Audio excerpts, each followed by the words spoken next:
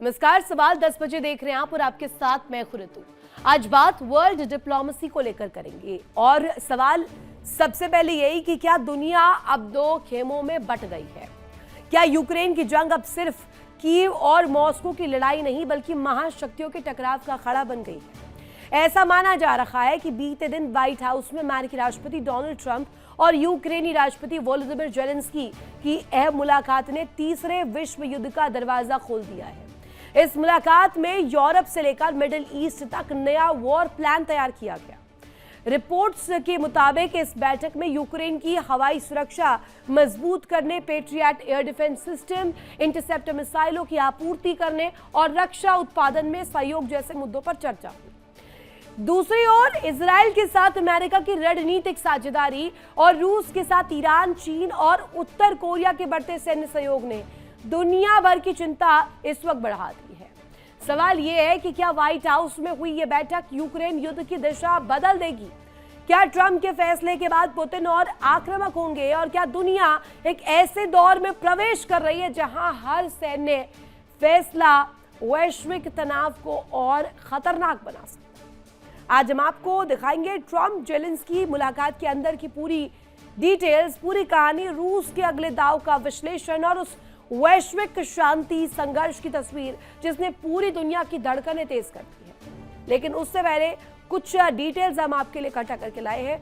Map के जरिए जल्दी से कुछ डिटेल्स आपके सामने रख देते हैं। दुनिया कैसे दो खेमों में बढ़ती हुई नजर आ रही है। एक खेमा जहां America, Ukraine, Israel, Qatar, Saudi अरब, संयुक्त अरब अमीरात, ओमान, कुवैत और बहरीन और साथ ही साथ जॉर्डन भी है। अब देखिए, अमेरिका, इजराइल तो समझ जाता है, लेकिन ये जो कंट्रीज है, अगर आप यूक्रेन को छोड़ते हैं तो बाकी सारे मिडिल ईस्ट के कंट्रीज जो कि सीधे तौर पर बैटिंग कर रहे हैं अमेरिका और इजराइल के पक्ष में। दूसरी तरफ अगर आपको बता दें, रूस के खेमे में यानी कि ईरान की तरफ से बैटिंग करने वाले वो कौन कौन से कंट्रीज है आपको बता देते हैं। रूस, चीन, उत्तर कोरिया, लेबनान का हिजबुल्ला, यमन के हूती विद्रोही, इराक के मिलिशिया, सीरिया के मिलिशिया, यानी कि सारे प्रॉक्सीज जो है, जो ईरान के प्रॉक्सीज है मिडिल ईस्ट में, वो लगातार इस तरीके की तस्वीर दिखा रहे हैं। अब रूस की बात करें तो रूस अंदर खाने से, चीन अंदर खाने से इनडायरेक्टली मदद कर रहे हैं। लेकिन ये तमाम जो तस्वीर है जिसमें हूती आ जाते हैं, जिसमें हिजबुल्ला आ जाते हैं, जिसमें मिलिशिया ग्रुप्स आ जाते हैं और उत्तर कोरिया सबसे ज्यादा अहम कड़ी हो जाती है, क्योंकि अगर ये तमाम एक साथ आए तो ये दूसरे जो खेमा है उसको और ज्यादा दिलचस्प बना सकते हैं। इस लड़ाई को दो खेमों में बंटने के बाद अगर क्या इसकी डिप्लोमेटिक टर्न्स रहते हैं, कैसी तस्वीर सामने आती है, ये देखने वाली बात होगी। एक और जल्दी से डिटेल आपके सामने रखते हैं और इस मैप के जरिए आपको समझाने का प्रयास करते हैं कि पूरी दुनिया और पूरा ग्लोब अब कैसे दो धड़ों में बंटता हुआ नजर आ रहा है। सबसे पहले ये ब्लू से जो इंडिकेट हमने किया है, ब्लू से इंडिकेटेड अमेरिका के रीजन्स आपको दिखा रहे हैं। एक तरफ अमेरिका जो साथ है ही, दूसरी तरफ आ जाइए इस तरफ, रणनीतिक समर्थन कौन कौन दे रहा है। यहाँ पर मिडिल ईस्ट के ये तमाम कंट्रीज, जॉर्डन हो गए, यूक्रेन हो गया, या ओमान हो गया, या सीधे तौर पर बहरीन हो गया, कुवैत हो गया, कतर हो गया, ये तमाम मिडिल ईस्ट के कंट्रीज प्रॉब्लम इसी क्षेत्र में है और इसी क्षेत्र में अमेरिका ने अपने बेसेस बनाए हुए हैं। यही हमले ईरान कर रहा है और इसी क्षेत्र में सबसे ज्यादा तनातनी बनी हुई है। अब इसके अगेंस्ट में कौन सा धड़ा है, वो रेड से इंडिकेट किया हमने, जल्दी से वो आपको भी दिखा देते हैं। रूस जो कि समूचा अगर कहे समूचे तौर पर चीन और रूस इनडायरेक्टली जो है बैटिंग कर रहे हैं ईरान के पक्ष में अभी तक। और ईरान कहाँ है ये देखिए। अब मिडिल ईस्ट का जो पूरा धड़ा है वो कहीं ना कहीं बहुत दिलचस्प इसलिए भी हो जाता है क्योंकि अगर ईरान और तमाम मिडिल ईस्ट के कंट्रीज को देखें तो रूस, चीन हो या फिर बीजिंग की जो रणनीति हो, उत्तर कोरिया हो, ये तमाम जो रेड से हमने इंडिकेट किया है ये मिडिल ईस्ट में एक नया जलजिला लाने वाले हैं। अब ब्लू बनाम रेड ये इसलिए हमने दिया है क्योंकि सीधे तौर पर रूस और अमेरिका के बीच में एक फाइट चल रही है। वो फाइट इनडायरेक्ट फाइट है, उसे सीधे तौर पर कोई रूपरेखा या कोई नाम नहीं दिया गया है। लेकिन टीम ए और टीम बी इसलिए हमने इंडिकेट किया है क्योंकि सीधे तौर पर इसको जानने के बाद आप समझ पाएंगे कि आखिर हो क्या रहा है ग्लोब में, इसको लेकर तस्वीर क्या बन रही है। जल्दी से इसी पर चर्चा करें तो हमारे साथ खास मेहमान जुड़े हुए, तारुफ करवा दूं आपका ग्रुप कैप्टन आशीष सायसा हमारे साथ कनेक्टेड, दामोदर सिंह भू राजनीतिक विश्लेषक, डॉक्टर DK गुप्ता सर हमारे साथ जुड़ गए हैं। सबसे पहला सवाल साय सर आप ही से, दुनिया दो खेमों में बट गई है, हमने इंडिकेट कर दिया ब्लू और रेड से, लेकिन क्या आप इसे एनालाइज कर पाए हैं? इससे आप क्या इंडिकेट कर पाएंगे कि एक्चुअल कंडीशन क्या है? ग्लोब क्या अब दो पार्ट्स में डिवाइड हो गई है? जैन ऋतु, एकेडमिक डिस्कशन है और इंटरेस्टिंग है क्योंकि लोगों को जानना जरूरी है। ग्लोबल ऑर्डर की बात कर रहे हैं हम। ग्लोबल ऑर्डर में वॉरसॉ के बाद से आज तक कोई भी मेजर एनालिसिस की किसका अलाइनमेंट किस तरफ है आपको पता है। वॉरसॉ, नाटो और नॉन अलाइंड तीन ग्रुप्स हुआ करते थे।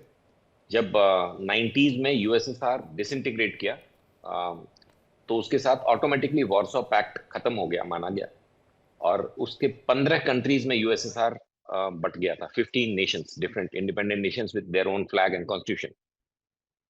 उस समय से ग्लोबल ऑर्डर थोड़ा सा इम्बैलेंस होने लगा क्योंकि ये कंट्रीज जो इंडिपेंडेंट हुई आफ्टर यूएसएसआर डिसइंटीग्रेशन, सोवियत संघ बोलते थे उसको, रशिया के पहले, तो उसमें से कुछ कंट्रीज ने नाटो ज्वाइन कर लिया।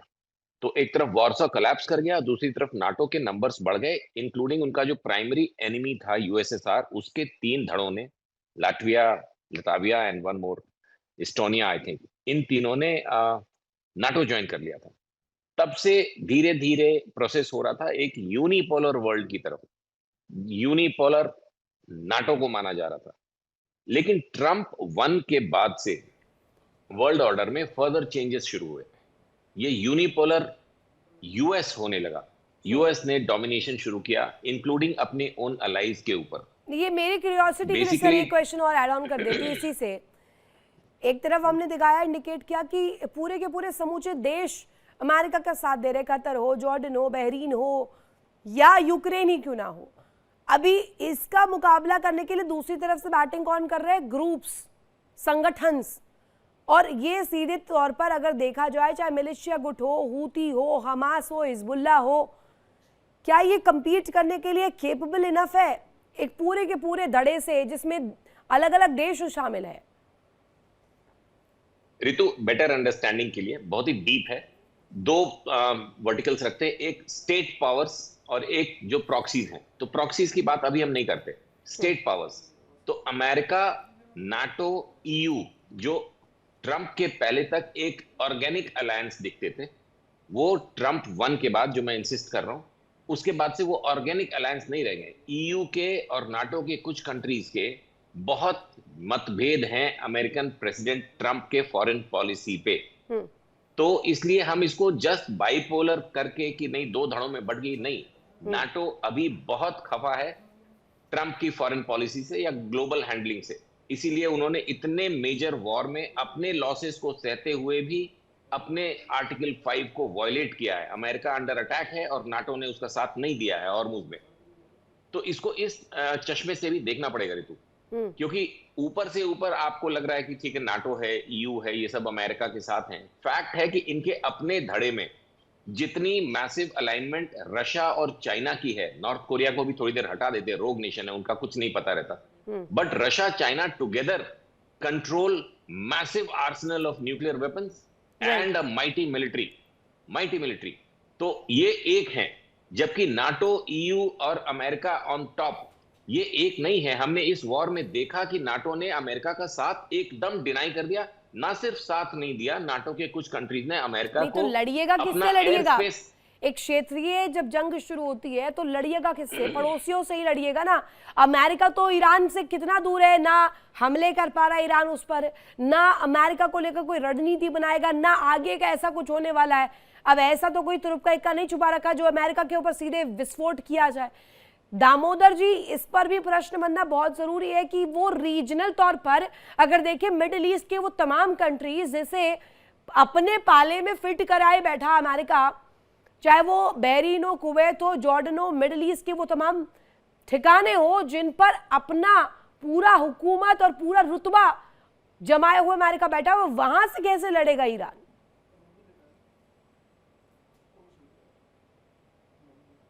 अनम्यूट कीजिएगा दामोदर जी।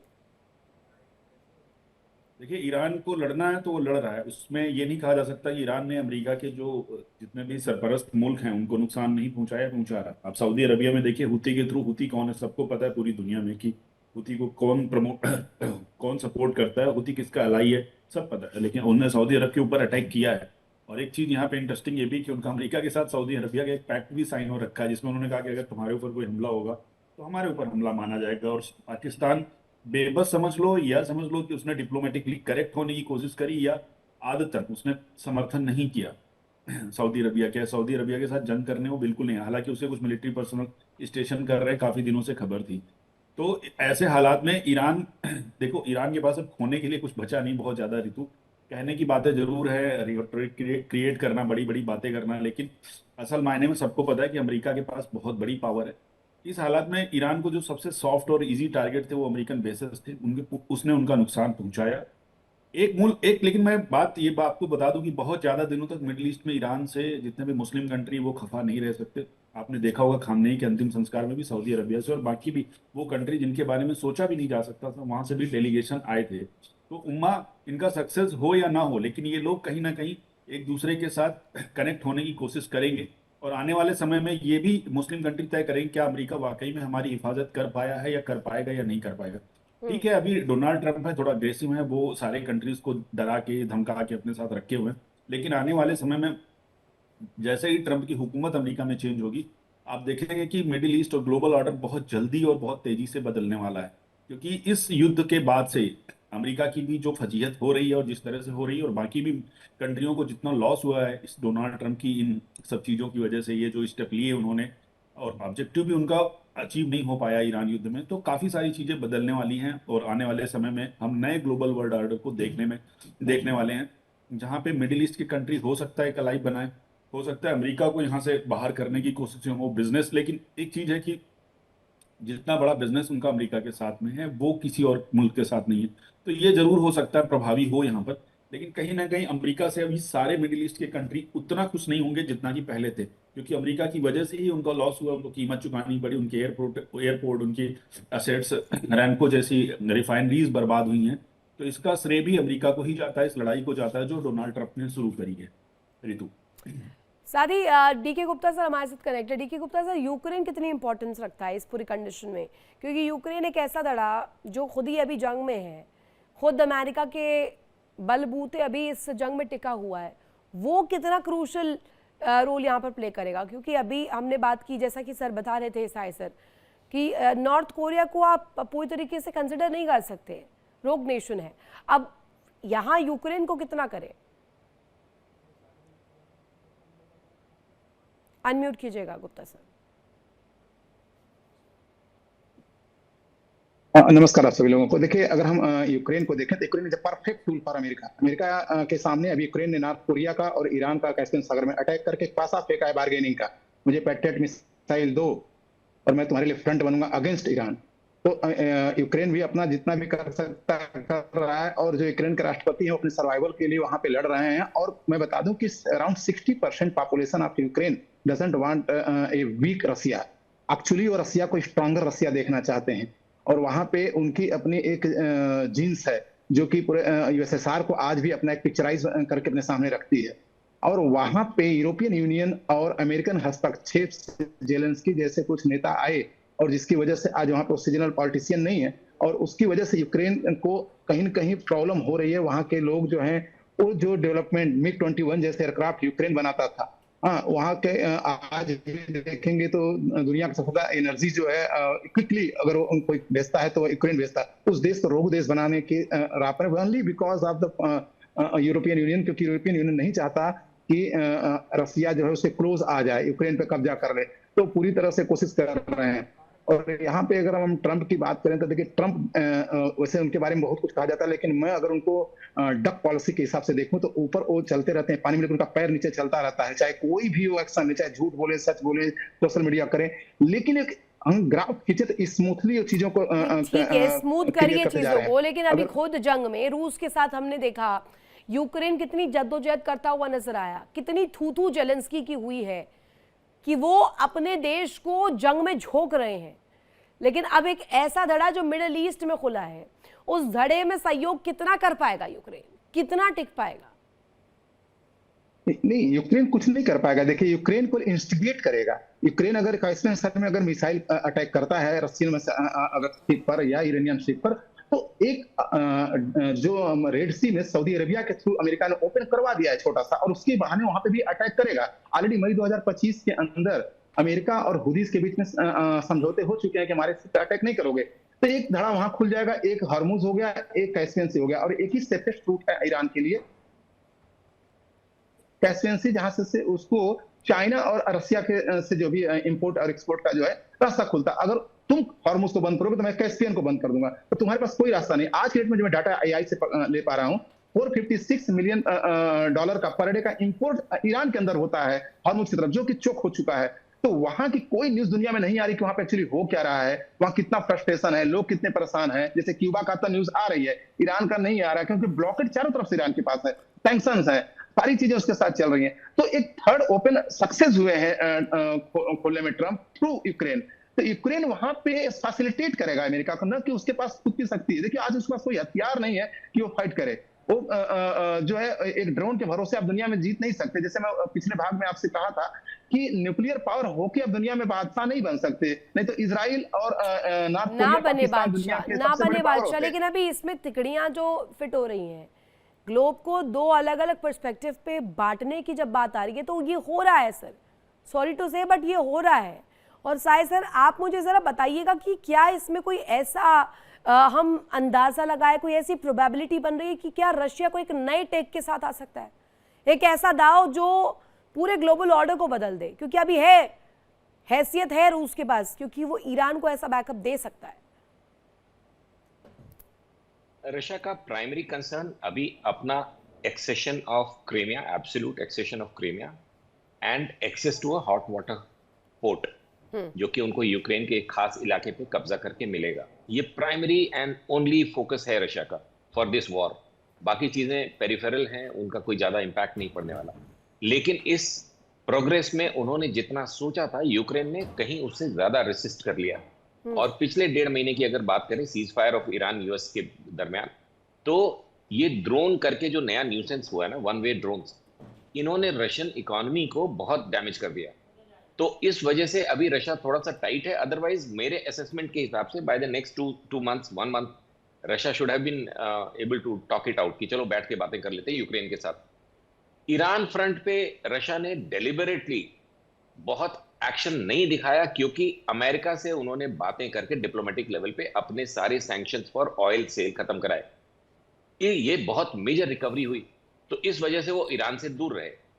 और वन चाइना की वजह से चाइना को अमेरिकन सपोर्ट, दोस्त का दोस्त, और दुश्मन का दोस्त, ये वाली रणनीति क्या रूस अपना रहा है? अभी यूक्रेन से काउंटर करना है, अमेरिका के साथ पैक्ट कर लिए कि ईरान में कोई मदद नहीं देंगे, ऐसा है क्या? दोनों ने, रशिया ने अपना ऑयल सेल सैंक्शन हटवा लिया और मैसिव रिकवरीज की हैं पिछले 3 महीनों में, 4 महीनों में। और चाइना ने ताइपेई के लिए जो $1 बिलियन अमेरिकन आर्म्स सेल था उसको रुकवा दिया, तो उन्होंने डायरेक्ट सपोर्ट करना रोक दिया।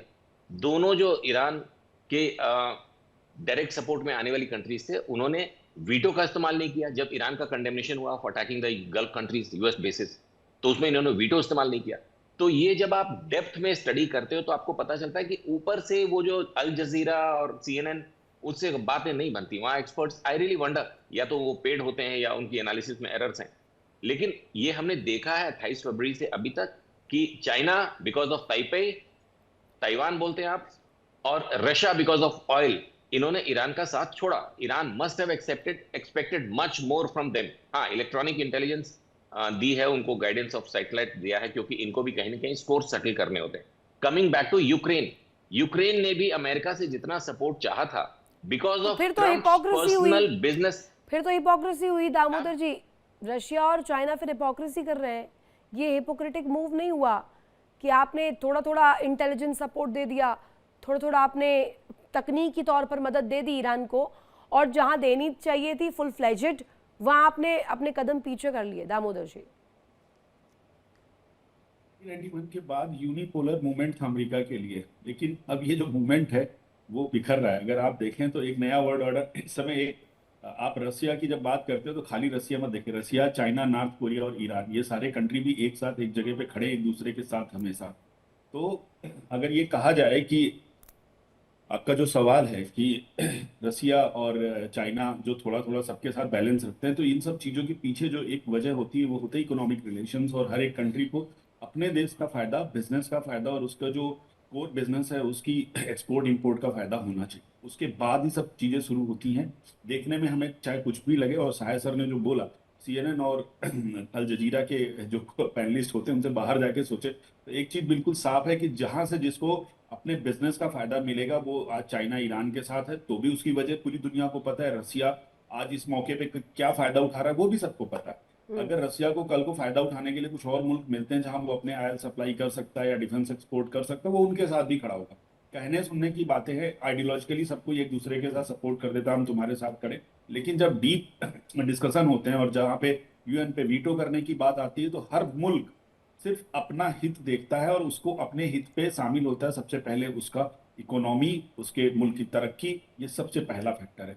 इमोशनल होके कोई भी मुल्क, यूक्रेन ने जो गलती करी नाटो के चक्कर में, वो कोई मुल्क करने वाला नहीं है और ना आगे आने वाले समय में कोई मुल्क करेगा, मुझे लगता है। आने वाले समय में क्या इससे तनाव बढ़ता हुआ देख पा रहे हैं आप, DK गुप्ता सर? अनम्यूट कीजिएगा। देखिए, यहाँ पे दो पक्ष है। जैसे अगर हम यूक्रेन को देखें, रसिया को देखें, रसिया के लिए जो यूक्रेन पे अटैक है वो अपना एक डर है कि नाटो कंट्री हमारे चारों तरफ आ जाएंगी, उससे है। और यूक्रेन का जो जेलेंस्की अपना सर्वाइवल है। यूक्रेन इनफैक्ट नहीं चाहता है युद्ध हो रसिया से, लेकिन जेलेंस्की चाहते हैं कि क्योंकि अगर जिस दिन युद्ध खत्म होगा वैसे ही हाल उनका होगा जैसे IRGC कमांडर्स का होगा अगर अमेरिका घुस जाता है ईरान के अंदर। तो यहाँ पे, और यहाँ पे जो युद्ध चलाए गए हैं, चाहे वेनेजुएला से लेके ग्रीनलैंड से लेके आपको देखिए उसका पर्पस क्या है। उसका पर्पस चार ही है, मैं बार बार बोलता हूँ, चार पर्पस है। एक तो क्रिश्चियनिटी को इंप्रूव करना है अमेरिका के अंदर, क्योंकि क्रिश्चियनिटी मिडिल ईस्ट में ईरान को पीटना चाहती है, अगर मैं अपनी भाषा में बोलूँ तो। दूसरा है कि उनको अपने जो आर्म्स जो सेल था, जो कि डाउन हो गया था बिडेन और बराक ओबामा के समय में, उसको 46% पर लाया है। बराक ओबामा को कहाँ छोड़ा है डोनाल्ड ट्रंप ने? बराक ओबामा की कितनी बैशिंग की है ये हम और आप जानते हैं। मीडिया पर आकर करना हो, ट्रूथ सोशल पर करना हो, बराक ओबामा को कहीं का नहीं छोड़ा है डोनाल्ड ट्रंप ने। राष्ट्रपति के तौर पर भी जो उन्होंने फैसले लिए, उन फैसलों को गलत ठहराना हो, उनकी बैशिंग करनी हो, हर एक वो हथकंडा डोनाल्ड ट्रंप ने अपनाया है। लेकिन मैं सीधे प्रश्न साई सर अब आपसे ये करती हूँ, अब अभी की स्थिति में ऐसा नजर आ रहा है कि रूस झुक गया है, 1-on-1 फाइट नहीं करना चाहता अमेरिका के साथ। अब इसे हित का नाम दे या अर्थव्यवस्था को सुदृढ़ रखना कहे या अपने देश को सर्वोपरि, उसकी मांगों को सर्वोपरि रखना कहे, लेकिन अभी नजर आ रहा है कि अब रूस झुक रहा है अमेरिका के तले। क्यों नहीं चाहता? अभी तक तो बहुत बेकरार था 1-on-1 फाइट के लिए। आप यंगस्टर हो, रशिया कभी भी, जब से ट्रंप 1 से मैं बात कर रहा हूँ, ये जो बाइडेन एरा, और बाइडेन ने जब ट्रंप को पिछली बार हराया था उस समय KGB ने क्या रोल प्ले किया था, वो एप्स्टीन फाइल से ज्यादा इंपॉर्टेंट डिटेल्स हैं, जिसको अभी कुछ दिनों बाद अनक्लासिफाई करके पब्लिक डोमेन में दिखाया जाएगा, तो हमें पता चलेगा। Russia from Putin and America from Trump, ये जब तक रहेंगे इनकी कोई आपस में लड़ने की चाहत नहीं है। दोनों के मैसिव बिजनेस इंटरेस्ट हैं, एक दूसरे के रेसिप्रोकल। और अगर आपको याद हो तो पुतिन का Alaska visit is very historic, जब उसके ऊपर ICC का वॉर क्रिमिनल का टैग लगा हुआ है, अरेस्ट वारंट्स हैं। ठीक है, आप रिकॉग्नाइज नहीं करते होंगे ICC को, बट ऐसे में पुतिन का अमेरिका विजिट और अमेरिकन प्रेसिडेंट का एयरपोर्ट पे जाके during the visit fighter aircraft का फ्लाई पास्ट सैल्यूट देना, ये बहुत हिस्टोरिकल चीजें हैं जो कि कैप्चर नहीं कर पाता आम जनमानस कि ये क्या सिग्नेचर्स पीछे से आ रहे हैं। Russia is in no interest to fight with America. उनकी इकोनॉमिक हालत यूक्रेन वॉर से और एक्चुअली उसके पहले से थोड़ी गड़बड़ है, क्योंकि अगर हमारी जनता को याद हो, व्यूअर्स को, एडमिरल गॉर्बाचेव करके न्यूक्लियर शिप उनका इंडिया ने सेकंड हैंड खरीदा था, कई $1 बिलियन का डील था, जिसके बाद I spoke to Russian consulate guy, उसने बोला था कि इस डील से हमारी इकोनॉमी रिवाइव करने के चांसेस हैं। ये 10-12 साल पुरानी बात है। उसके बाद से धीरे धीरे उनका ऑयल सेल पे जो रेस्ट्रिक्शन लगा था, उसके बाद से वो इकोनॉमिकली वीक होते चले गए थे, और ट्रंप के एक शॉट से उन्होंने इकोनॉमिक रिकवरी शुरू कर दी। क्या इसे वैलिड मानते हैं? नहीं मानते? इंटरेस्ट के लिए हो, व्यापार के लिए हो तो ठीक है, आप दबी ज़बान में एक्सेप्ट कर लीजिए। हाँ, they are not going to fight. ये पोस्चरिंग करते रहेंगे, नूरा कुश्ती करते रहेंगे एक दूसरे के बारे में। ट्रंप से जब सवाल पूछे जाएंगे, पोकिंग, प्रोवोकेटिव सवाल पूछे जाएंगे पेड मीडिया के द्वारा कि आप पुतिन के बारे में क्या कर रहे हैं, वो वॉर क्रिमिनल है, आपने कैसे बुला लिया, आपके वहां पे क्या ट्रंप टावर्स में क्या इंटरेस्ट है मॉस्को में। इस तरह के पोकिंग सवाल जो कि पेड करके पूछे जाते हैं अमेरिकन डेमोक्रेट्स की तरफ से रिपब्लिकन्स को डाउन करने के लिए। All these things are very complex. तो वैसे में वो पोस्चरिंग करेंगे, yes I don't like Putin this act that act, वो बोलेगा, but end of the day don't we see कि रशियन सैंक्शंस को पुतिन ने ट्रंप ने हटाया हुआ है। डोंट वी सी कि ट्रंप ने रशिया के खिलाफ कोई भी ऐसा मेजर हस्तक्षेप, जबकि यूक्रेन में उन्होंने बहुत मिजरेबल तरीके से कीव में हमले किए हैं, सिविलियंस को मारा है, अंदर घुसे पड़े हैं, लेकिन अमेरिका ने एक शब्द नहीं बोला। इस बात की चर्चा तेहरान कोई में पहली बार नहीं हो रही है, ये बहुत पहले से चल रहा है सर, कि ये दुनिया दो हिस्सों में बढ़ जाएगी, कूटनीतिक तौर पर दो अलग धड़े हो जाएंगे, बट ये मुझे लग रहा है अभी तक रेसिप्रोकेट ग्राउंड पर नहीं हो पाया। दामोदर जी, आपकी राय क्या है इस पर, होगा भी या नहीं? तो मैं एक बार आपका सवाल फिर से सुनना चाहता हूँ। सवाल ये था कि अभी तक चर्चाएं इस बात की हो रही थी कि दुनिया दो धड़ों में बढ़ चुकी है, लेकिन ग्राउंड पे हमने ऐसा कुछ नहीं देखा, क्योंकि सब अपने देश हित सर्वोपरि मान रहे हैं। सहाय सर की बात आपने अगर सुनी है तो मैं वही रिपीट करना चाहूंगा कि ये नूरा कुश्ती चलती रहेगी, लेकिन एक चीज जो है वो साफ रहेगी कि यूएस सबसे शक्तिशाली रहेगा अभी आने वाले सालों में। इतनी जल्दी यूएस की जो यूएस का प्रभुत्व है वो खत्म नहीं हो सकता, लेकिन चाइना उसका प्रिंसिपल कंपटीटर भी रहेगा, ये बात भी है सही। और एक जो धड़ा भी साउथ एशिया में, और आप देखेंगे बाकी मुल्क के बीच में कि बनता हुआ ईरान से जो लड़ाई हुई है उसके बाद से रसिया, चाइना, जो मैंने पहले भी बताया, ईरान, नॉर्थ कोरिया, ये सारा, और इसके बाद एक आप फ्रंट देखेंगे कि यूएस, ऑस्ट्रेलिया, जापान, कुछ ऐसे कंट्रीज का भी अलाइ हो रहा है जहाँ पे ये एक दो, यानी कि ये स्थिति, ये तनातनी ऐसे ही चलती रहेगी। अब इसमें इस भंवर में तमाम देश जो जिनको कहा जा रहा है कि जो धड़ों में बट रहे हैं, वो अपना फेवर और अपनी इकोनॉमी को कैसे सपोर्ट करते हैं, क्योंकि वो सबसे ज़्यादा इंपॉर्टेंट होती है, क्योंकि अगर वहाँ क्राइसिस हुई तो वहाँ गड़बड़ हो जाती है। इसी के साथ यहाँ रुकेंगे एक छोटे से ब्रेक के लिए। आप तीनों ही मेहमानों का बहुत शुक्रिया। देखिए इंडिया डेली 24/7 अब आपके स्मार्ट टीवी पर। इंडिया डेली मौजूद है सभी डिजिटल प्लेटफॉर्म पर लाइव और लगातार। इंडिया डेली 24/7 हर दिन राष्ट्र को समर्पित।